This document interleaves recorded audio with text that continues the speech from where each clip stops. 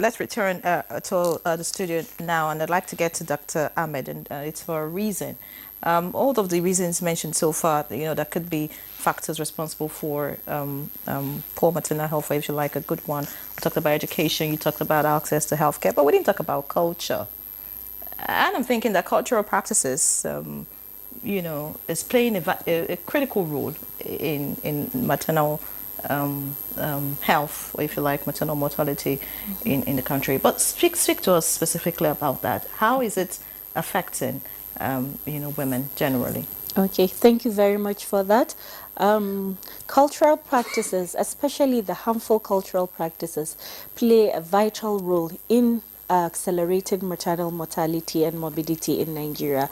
So we have what is known as the 3 delays of maternal mortality. The first delay is the delay in making decision. So before they even make decision to go into the health facility is a big problem. What am I talking about? Making a decision. If now a woman is pregnant and she has an emergency and needs to go to the hospital, before that decision is made, there will be a lot of obstacles. First of all, the male partner, maybe the husband is not around, or maybe the husband is around and he would have to get a permission from maybe the community leader or an elder in the community, and maybe that elder is not around. So it takes a long time before the decision is made to decide on taking the patient to the healthcare facility.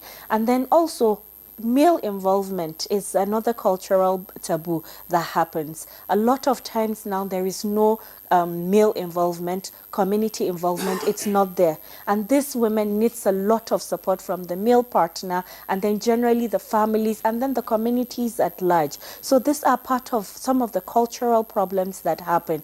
And then we know in some cultures, when a woman is pregnant, there's something that's known as they're not being exposed to that particular environment. So with that, they're not able to express their problem, and then it is kept in the environment. And then some people think going to the hospital is a problem, so they'd rather stay in the community where they're not skilled birth attendants to take care of the pregnant patient, and they will end up with quacks, and then this would aggravate the problem and cause more harm than good. But what would you think about the practice of girls getting married early and venturing into childbearing at an age, I mean, you're the health professional. You Yes. tell us when a woman is actually ready to go through that journey of pregnancy and bringing life into this world. Okay, yes. So that is another problem.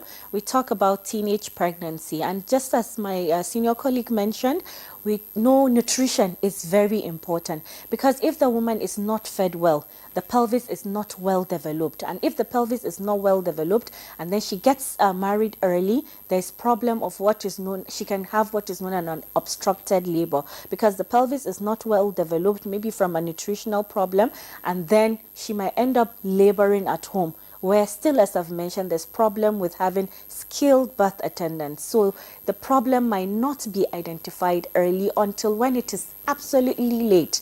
So before she gets to the health facility, it's actually a very late presentation whereby already complications have set in. So yes, teenage problem can be a big problem as a cultural reason to having maternal morbidity and mortality, because one of the commonest causes of maternal mortality in Nigeria is obstructed labor and its complications. But then if we're able to go to antenatal care and it is identified early, then we can take care of it to prevent complications like vesicovaginal fistula, having problems with the legs from happening.